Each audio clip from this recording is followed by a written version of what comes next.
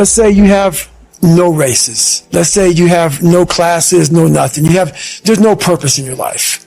You know, people need to have purpose to get up. They need purpose to perform. You need to get to a point in your life where there's nothing on the docket. I have a 17-year-old son. A year ago, he was suicidal and in a really bad place. You saved his life. So by listening to your books, this is a picture of him a year ago.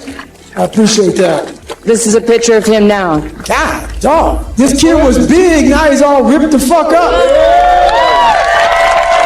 That's badass. That's because of you. If you're not constantly performing without purpose, you're not going to be ready when the time comes. It's this magical thing, purpose, that we're all looking for. But what's funny about it all is that we need these things to perform. But we don't take a second to realize the purpose is always there. The purpose never leaves us, because the very purpose is you. You are always the purpose. There may be another purpose, like being a SEAL or going to college or whatever, but the main purpose in life is you. If you wake up in the morning and you don't want to do something, you don't care enough about yourself, because you have to want it. You have to want to be better. And it starts off with, you have to have pride in yourself. You have to have pride in yourself. You're gonna do it. You're gonna do it. You're gonna do it. You did it. Yeah. Who's your chain fucking moment? Do you know why people connect with my book so well? For some reason, God put me in almost every fucked up situation on the planet Earth. I believe the only way you can, everybody's looking for mental toughness. Yeah. Every athlete, everybody in the world is looking for mental toughness. The only way you gain mental toughness is to do things you're not happy doing. If you continue doing things that you're satisfied and that make you happy, you're not getting stronger. You're staying where you're at. Either you're getting better or you're getting worse. You're not staying the same. I'm continuing to look in the mirror, look at the reflection. It's called the accountability mirror. What have I done today to improve David Goggins? Self-discipline is everything. If you don't have it, I don't look at you right, because I know you're capable of more. It's not discipline so much for me. It's all on you. It's all on you. The self part is what's big, where you're going to fail and you're going to be in your head. You're going to be saying, I'm not good enough. And it's how you get through that. It's how you get through that on a daily basis, when that thing is saying, man, I'm 43. I've done so much. You start to become civilized. The refrigerator gets full. You start making money, and I'm not getting cold anymore. I'm retired. You start to believe this shit, and it becomes in your fucking mind. Like, there's people who are retiring, at 40-something years old or 30-something years old. At 43, I'm still putting in 100-mile weeks, still doing thousands of pull-ups, thousands of push-ups, because I'm not allowing myself to become civilized. The worst thing that can happen to a man is become civilized. You lose that fucking fight. You lose that. Why the fuck am I doing this shit? I'm good. You ain't good, man. You ain't never fucking arrived. And that's just my mentality. You may have more, but you never fucking arrived. You want to be uncommon amongst uncommon people. If you're in a fight, you have to attack. The enemy has to know he is not going to give up. You must break the soul of whatever the fuck is in front of you. When I was in the military, we go on these instructor-led runs. Most of the time, we knew the start and end point.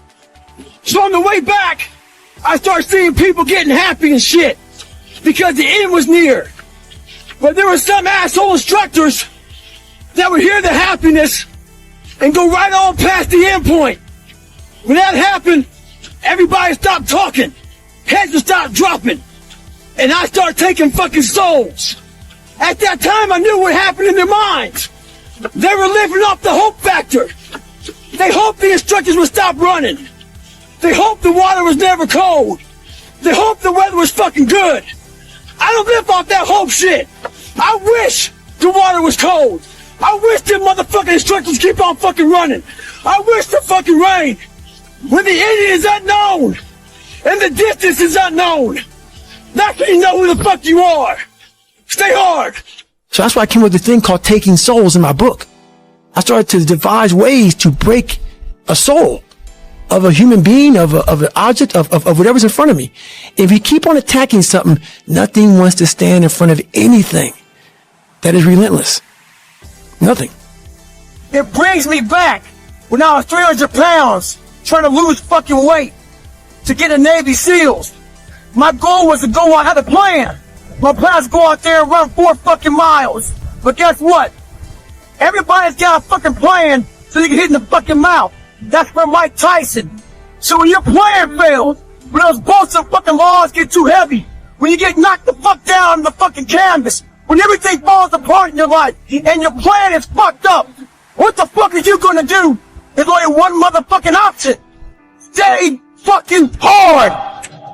Make up your own mission statement. What do you want to be in life? And once you do that, now you can work with somebody to get better. You can work with yourself to get better. But until you know what you want to stand for, you will always just be sitting down. You'll never stand for anything. If you pan it down here, you see it's about 3 o'clock in the morning and there's not a car or a person in sight. If you pan over here, it's the same thing. Not a car or a person in sight. People want to know where I find my strength at, where I get my strength. I get it from a lot of places, but right now, this morning, I'm getting it from, there's not a motherfucker that's up. There's not a car, there's not a person. Everybody's in their bed, sleep, dreading that it's a Monday. Hate it's a Monday, and I'm loving it. I'm loving that. Where everybody's getting weaker, I'm getting stronger. It's not about the running, the swimming, the push-ups, the sit-ups. It's about what those things do for your mentality. You don't get better on the daggone couch. You get better by coming out here and getting the fuck after it every daggone day. Stay hard. There has to be something. This is what I'm talking about now, because this isn't a hack. This has to be in you. Something in you has to wake up. And usually the only person that can wake it up is you. Sometimes you can read a David Goggins book because I was all this shit and then a lot more of fucked up. But if you don't have a little flame, just barely, you're done. I can't light it for you. And that's the harsh reality of this life that I want to get across so fucking bad. You can watch me, you can watch you can watch fucking Rogan and Cameron Hayes, all these motherfuckers. You can go to Tony Robbins's fucking bullshit, all this shit. You do all this shit. If you could keep going back and keep spending money and spending money and spending money with no results, you can wonder, wow, maybe let me go try out David Goggins. He ain't gonna fucking help you. You have to explore, examine the insides of yourself. And what do you really want out of life? One of the keys to my success in life was I was able to see myself at the end of a very difficult task before I even started it. When I was 297, out of shape and afraid of water, I was able to see myself at graduation as a Navy SEAL. But as time went on, I kept on getting rolled back to day one. And every day got longer and longer. So what I had to do was I had to take this big chunk and make it small. So I became the master of the one day that I was living. We have to do that now. We don't know when the end is coming to this. So we got to master that one day. It may keep on getting pushed back day after day. If you master that day and want to be harder and stronger, you'll figure it out. Stay hard. You have to envision something that is more powerful than you. Something has to get you out of bed, and you have to create it. It has to be false, because you're not it. You're a fat piece of shit, and that's the reality of it. So you have to create a false reality to live in that, just to get to work on yourself. That's the reality. Life will not always be 70 and sunny. Life is the ultimate competitor. It's relentless. It will continue to attack you when you least expect it. We must learn to adapt and overcome to any and all obstacles that are in front of us. We have to evolve. And the way I evolved was I changed my diet. Had to start doing a lot more cross training. When the obstacle gets in front of you, don't let it stop you. Don't let it deter you. Navigate around that motherfucker. I want you to learn that the only way you grow is how to look at yourself and say, okay, like I did, table longer than this. What the fuck I have to do to get somewhere? I'm this, I'm this, I'm this, I'm this, I'm this. Well, basically, I'm not this, I'm not this, I'm not this, I can't do this, I can't do this. I'm all these insecurities. Your life finally started. When you sit in the ugly mirror and say, I'm this, I'm this, I'm this, and this, you finally started your life. But most of all, your biggest fears, the biggest things that put you in the fucked up place you are today are in there. That's why we all like to keep them shut, even like to lock them up, act like they never happened. That's why you never grow. You never improve. You never have real conversations like we're having right now. Never. Never. Oh, no. Let's not go there. You got to relive it. Every fucking detail of it. You can't be like, oh yeah, my dad beat me. And it is what it is. Hey, it is what it is, motherfucker. It's killing you. It's taking over your whole fucking life. But that's the conversation. Yeah, my dad. Yeah, I'm fine now, though. I'm good. Okay. All right. No, you ain't. You ain't fine. Human beings want to show you the best side. And they want to hide the worst side. For me, I'm going to teach you how to be vulnerable. Because that's the only way you fix yourself. So there's different leadership styles. One right now is in this weakened society. It's the instant gratification. Give a pound of back the second they do anything. Show them that they're doing a good job. Guess what? There's a lot of things in life that don't deserve a pound of back. A pound of back comes when you overachieve things that you're supposed to do.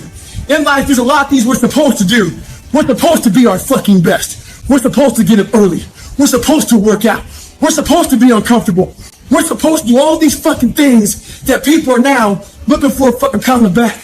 How about this leadership style? Instead of people buying into the fucking pound of back, buying into this shit right here, buying into the fact that, guess what? Instead of looking for a pound of back, let me look at being a better team person. Let me look at better self. Let me look at doing a better family. All this other shit. Look at being the person that you're not looking for a pound of back. But you're leading from the front, knowing one thing. As a human being, we're supposed to do these things. I didn't teach myself victory first. I taught myself failure. I taught myself how to fail. And people are like, that's so depressing. Is it? When you're 300 pounds and you can't read and write and you're fucked up, you know how many times you're going to fucking fail on that process? So if you don't know how to fail, there is no victory. Motherfuckers look for inspiration. Inspiration's found in every footstep you take. Every grasp of that fucking iron bar. All that shit, all the miles in the pool. Inspiration's found in suffering. So right now, this is my greatest recovery. As I recover, I find inspiration. Stay hard. I will have normal, everyday people picking me apart. Oh, his life is miserable. Who wants to live like that? It's crazy how it's almost like he's sick, he's psychotic. Because human beings need to hear this.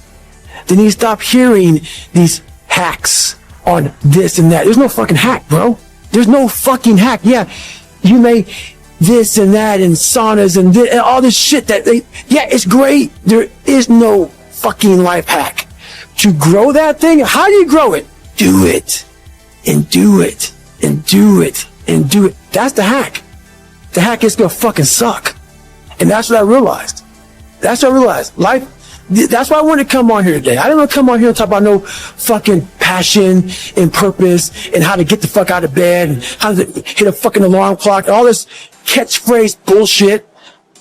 Cause that wasn't how I lived. I woke up like every human being does and goes, fuck, man, I'm a fucking piece of shit today. How the hell is this going to work out for me? And you fight that. Growing up, my dad did a good job of dehumanizing me. He didn't care much how I thought or how I felt. So when I saw the military uniform when I was growing up, I thought to myself, if I can get that uniform on, I would find honor in wearing the uniform. So not only did I want to be in the military, I wanted to be in special ops. But I realized to be in special ops, you gotta know how to swim. So I got a how-to book on swimming. The first page was easy, float. So I went to the pool, tried to float. I sank right down to the bottom. I realized I was negative buoyant as hell. The more I failed, the more my father's words would creep into my mind about how I'm not good enough. All this other bullshit he said to dehumanize me. As time went on, I started realizing the more I didn't quit, the more self-respect I gained. And the power was all mine. In life, it's important to do one thing. Many people will try to dehumanize you. It's up to you to find self-respect and dignity in yourself. You don't need a uniform to have honor. You need to have pride in yourself. Win. When this voice over here, the real you, is saying, get the fuck fuck out of here. Go. You're nobody. You've always been nobody. And it's true. People don't hear that. That's a true voice.